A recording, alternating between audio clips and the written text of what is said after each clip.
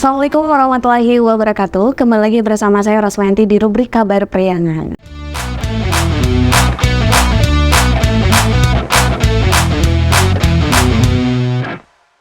Selamat siang, Baraya Kabar Priangan. Kembali lagi bersama saya. Hari ini kita akan mengulas berita terbaru seperti biasa gitu ya. Di hari Rabu 13 September 2023 ini ada beberapa informasi terbaru dan terhangat di beberapa wilayah. Ada Kabar Priangan, kemudian Garut Sumedang, Kabupaten Tasikmalaya, Ciamis, Banjar, Pangandaran, dan ada lagi informasi terkait tema pendidikan seperti hari sebelumnya gitu. Nah, di Kabar Priangan nih terbaru di hari Rabu pada 13 September 2023, di sini ada informasi terkait Aliansi Mahasiswa Tasikmalaya ajukan 6 tuntutan. Di sini mahasiswa tuntut Dinas PUTR untuk dievaluasi. Saya bacakan sedikit informasinya. Sejumlah mahasiswa yang tergabung ke dalam Aliansi Mahasiswa Tasikmalaya Raya atau AMTR menggelar aksi unjuk rasa di halaman Balai Kota Tasikmalaya di Jalan Letnan Harun, Kota Tasikmalaya, Jawa Barat pada Selasa 12 September 2023. Aksi itu merupakan aksi kedua yang sebelumnya digelar di depan kantor Dinas PUTR Kota Tasikmalaya pada Jumat 8 September 2023 lalu. Mereka menuntut kinerja Dinas Pekerjaan Umum dan Tata Ruang atau PUTR Kota Tasikmalaya untuk dievaluasi karena dinilai gagal dalam melaksanakan pembangunan. Nah ini kalau berbicara mahasiswa kadang-kala tidak bisa terlepas dari aksi gitu ya. Dari 6 tuntutan kepada Dinas PUTR yang memang ingin dievaluasi, dan ternyata memang kegiatan aksi ini tidak hanya dilaksanakan pada 12 September 2023, tapi juga ini menjadi aksi lanjutan ternyata yang memang sebelumnya pada 8 September ini para mahasiswa dari Aliansi Mahasiswa tadi sudah melaksanakan aksi sebelumnya. Mungkin karena memang dari aksi pertama tidak memuaskan hasil atau bisa dikatakan gagal sehingga dilaksanakan aksi selanjutnya. Terus di sini juga ada informasi terkait, wah ini menarik nih untuk para PNS gitu ya. Di sini pemerintah godok wacana sistem gaji tunggal, tunjangan PNS akan dihapus. Nah ini informasinya agak panas sedikit gitu ya, karena menyangkut tunjangan. Pemerintah saat ini sedang menggodok rencana memberlakukan gaji tunggal atau single salary bagi aparatur sipil negara atau ASN atau PNS atau PPK. Yang tak hanya bagi ASN aktif, skema gaji tunggal juga akan diberlakukan bagi pensiunan PNS. Jadi ini berita untuk para PNS gitu ya, pegawai negeri sipil yang memang sudah diwacanakan bahwa akan dilaksanakan atau diberlakukan tunjangan PNS akan dihapus katanya gitu. Dan tadi juga ada wacana gaji tunggal gitu. Ada di sini informasi terkait pelaku buang bayi ternyata ayah kandung. Nah, saya bacakan informasinya sedikit. Di sini Tasikmalaya, kasus buang bayi yang menggemparkan warga Kampung Cibenter, Desa Cipicung, Kecamatan Culamega, Kabupaten Tasikmalaya yang terjadi pada Senin 11 September 2023. Nah, sebenarnya informasi terkait pembuangan bayi ini sudah diinformasikan pada berita sebelumnya. Saya pernah menyampaikan ini, dan memang di informasi yang sebelumnya belum dikatakan bahwa si ayah ini ternyata adalah si orang pembuangnya itu adalah ayah dari bayi yang dibuang. Ternyata di sini informasi terbarunya adalah pelaku buang bayi ternyata adalah ayah kandung. Sungguh miris ya untuk saat ini, selain tadi bisa dibilang sebagai pembunuhan secara sengaja, kemudian juga ternyata yang dibunuh atau dibuangnya itu adalah anak sendiri. Ini tentu menjadi hal yang harus kita pikirkan kembali gitu ya, bahwa tidak seharusnya hal tersebut dilakukan gitu, apalagi terhadap anak sendiri. Oke, kita beralih ke kabar berikutnya. Di sini ada kabar Garut dan Sumedang. Kita buka di halaman ini ada berita kekeringan belum tertangani, Pemkab Garut perpanjang status tanggap darurat kekeringan.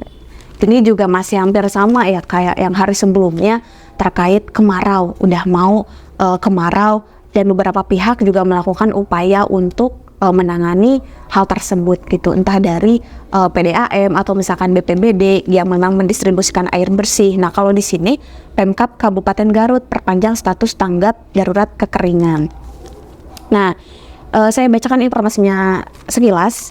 Sejumlah permasalahan yang timbul dampak dari musim kemarau di wilayah Kabupaten Garut hingga saat ini masih belum tertangani. Nah, pemerintah Kabupaten Garut memutuskan untuk memperpanjang status masa tanggap Garut bencana kekeringan untuk sejumlah kecamatan.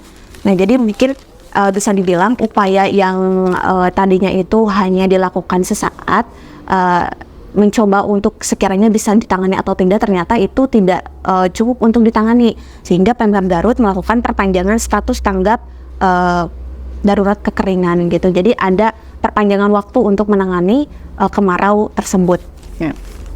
Oke. Kita lanjut, masih juga tentang kekeringan.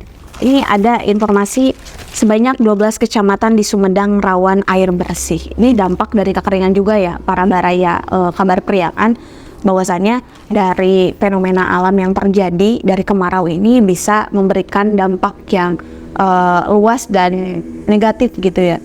Apalagi kan berbicara soal air bersih.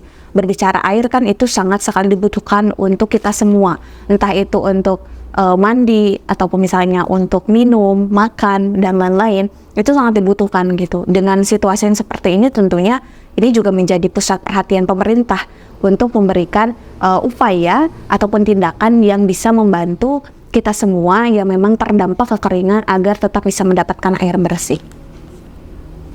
Oke, kita lanjut ke kabar berikutnya. Di sini ada kabar dari Kabupaten Tasikmalaya. Nah, Satlantas Polres Tasikmalaya gelar donor darah. Nah, kalau tadi fokus pada sering kemarau gitu ya, informasinya kemarau, di sini agak berbeda sedikit di Kabupaten Tasikmalaya. Satlantas Polres Tasikmalaya gelar donor darah. Ini mungkin bisa dibilang program yang beberapa wilayah juga kadang melakukan gitu. Biasanya program donor darah ini dilakukan untuk membuat stok darah yang nanti mungkin akan distribusikan ke rumah sakit biasanya. Dan memang biasanya juga yang saya ketahui untuk donor darah ini, stok darah yang ada di rumah sakit kadangkala berkurang gitu, kadangkala nggak ada malah. Nah, karena dilakukanlah kegiatan donor darah seperti ini gitu. Ini adalah kegiatan yang positif dan baik dilakukan karena berprinsip pada kemanusiaan. Kita saling tolong menolong melalui donor darah bagi mereka yang membutuhkan. Oke. Kita lanjut. Nah, ini menarik nih. Menuju tahun 2024 berita-berita atau informasi terkait pemilu itu biasanya sering dibahas. Salah satunya ini ada perempuan di parlemen harus membawa makna bagi kelompok yang diwakilinya. Saya bacakan sekilas ya. Singaparna, ratusan perempuan yang tergabung dalam Wanita Persatuan Pembangunan atau WPP mengikuti kegiatan pendidikan dan kesadaran politik bagi perempuan di gedung Islamic Center Singaparna yang belum lama ini telah dilakukan. Nah, ini informasi yang saya juga mengikuti dan hadir ke lokasi itu gitu kan, di gedung Islamic Center. Memang terkait waktu itu berbicara soal kesadaran pendidikan politik untuk perempuan gitu, dimana kan kita ketahui bersama bahwasannya ada kuota afirmasi 30% untuk perempuan bisa maju ke ranah politik gitu. Salah satunya mungkin ini perempuan di parlemen harus membawa makna bagi kelompok yang diwakilinya gitu. Dengan para perempuan masuk ke dalam ranah politik dan mereka membawa partai masing-masing gitu, itu sudah memberikan makna bahwa di sini juga perempuan sangat berperan gitu, tidak hanya laki-laki, terutama untuk memanfaatkan afirmasi kuota 30% yang sudah diberikan gitu. Oke, kita lanjut ya, itu dari kabar Kabupaten Tasikmalaya. Nah, kita sekarang lanjut ke Ciamis. Di Ciamis, di sini ada bisa dibilang insiden gitu ya. Nah, di sini ada kabar tentang Randy, bunyikan kentongan jika melihat macan. Kalau di Ciamis, antisipasi teror macan tutul, BKSDA pasang kamera trap. Saya bacakan informasinya sekilas. Setelah terjadi teror macan tutul di wilayah Dusun Sindangwangi, Desa Cikupa, Kecamatan Lumbung selama 2 hari ini berturut-turut Balai Desa Konservasi Alam atau BKSDA Kabupaten Ciamis bersama Pemdes Cikupa serta masyarakat pada Selasa 12 September 2023 telah melakukan patroli di lokasi kejadian. Jadi ini sih lebih kepada ini ya, bukan insiden, antisipasi teror macan tutul. Jadi dipasang kamera di beberapa wilayah sehingga mungkin ini juga menjadi upaya untuk memberikan kenyamanan terhadap warga gitu agar tidak banyak diteror oleh tadi macan tutul. Kita lanjut ya. Nah, ini juga ada nih menuju tahun 2024 ya, tentang nanti momen pemilu. Di sini ada anggota Komisi 2 DPR RI ajarkan mahasiswa tentang Pancasila. Berarti masuknya ini ke dalam edukasi gitu ya. Nah, saya bacakan sekilas juga mengenai makna Pancasila pada anak-anak muda. Anggota Komisi 2 DPR RI Yanuar prihatin bersama Rektor Unigal Profesor Dr. Dadi menjadi narasumber dalam masa pengenalan bagi mahasiswa di Universitas Galuh Ciamis. Oh, berarti ini pada momen penerimaan mahasiswa baru ternyata diberikan ruang, diberikan edukasi terkait mahasiswa harus tahu dan paham tentang nilai-nilai atau makna dalam Pancasila. Oke, kita masih di berita Ciamis. Di sini ada sumber mata air tak pernah kering itu bernama Nyi Mas Nawang Wulan. Begini kisahnya. Wah, ini kalau diceritakan panjang kayaknya. Jadi Baraya Kabar Priangan nanti bisa langsung cek saja di website Kabar Priangan terkait ini. Nah, di sini kalau tadi misalkan tentang kemarau gitu ya, dan memang sedang butuh distribusi air bersih, ini sangat kontradiktif ya dengan berita yang sebelumnya, karena sumber mata air tak pernah kering gitu. Ini menarik, dan kalau saya baca, saya ulas, saya review mungkin akan membutuhkan waktu yang sangat panjang gitu. Jadi Baraya Kabar Priangan bisa nanti langsung cek saja di website kabarpriangan.com. Oke, kita lanjut ke kabar Banjar Pangandaran.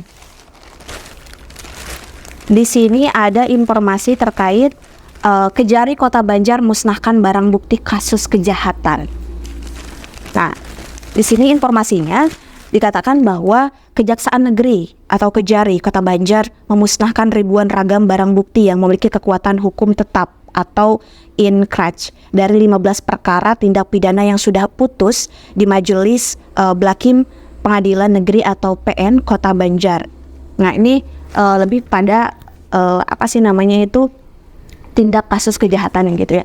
Sama seperti yang tadi mungkin di narkotika ya, di narkoba. Kalau yang berita sebelumnya itu membahas soal tiap kampung kalau bisa ada satu kampung yang memang tidak terjadi atau tidak ada jejaring narkoba. Kalau di sini lebih kepada pemusnahan barang bukti kasus kejahatan. Jadi masih berbicara soal kejahatan gitu. Dan memang ditangani oleh pihak-pihak terkait. Oke, kita lanjut ke pendidikan. Ini tema terakhir gitu ya, seperti di informasi sebelumnya.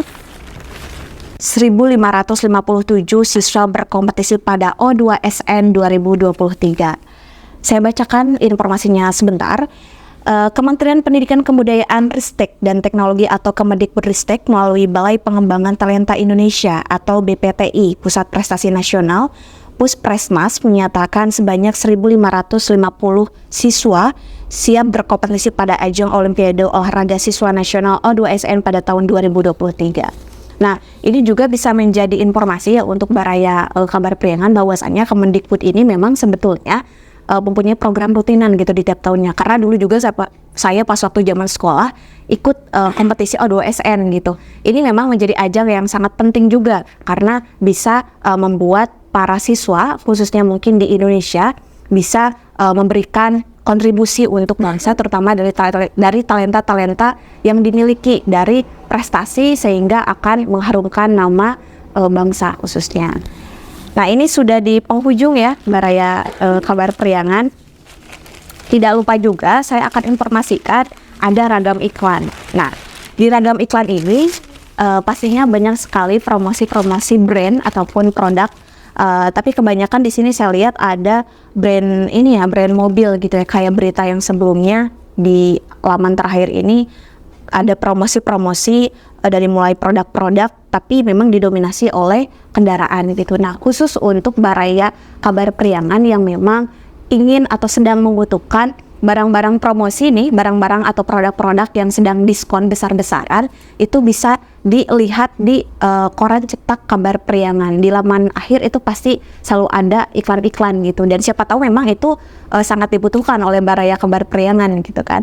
Dan di sini juga saya berikan informasi untuk Baraya Kabar Priangan yang memang memiliki produk, entah itu makanan misalkan ataupun kendaraan seperti yang di sini sudah tertera, itu bisa diinformasikan, dan Baraya Kabar Priangan juga bisa langsung datang ke kantor harian umum Kabar Priangan yang ada di Insinyur Haji Juanda, Tasikmalaya, samping Dishub Kominfo. Di sana Baraya Kabar Priangan bisa langsung datang saja jika memang ingin memasang atau mempromosikan produk yang Baraya Priangan punya gitu.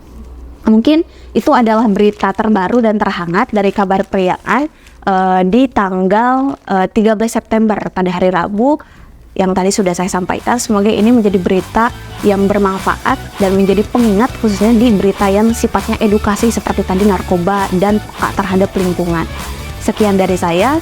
Wallahul muwaffiq ila aqwamit thoriq. Wassalamualaikum warahmatullahi wabarakatuh.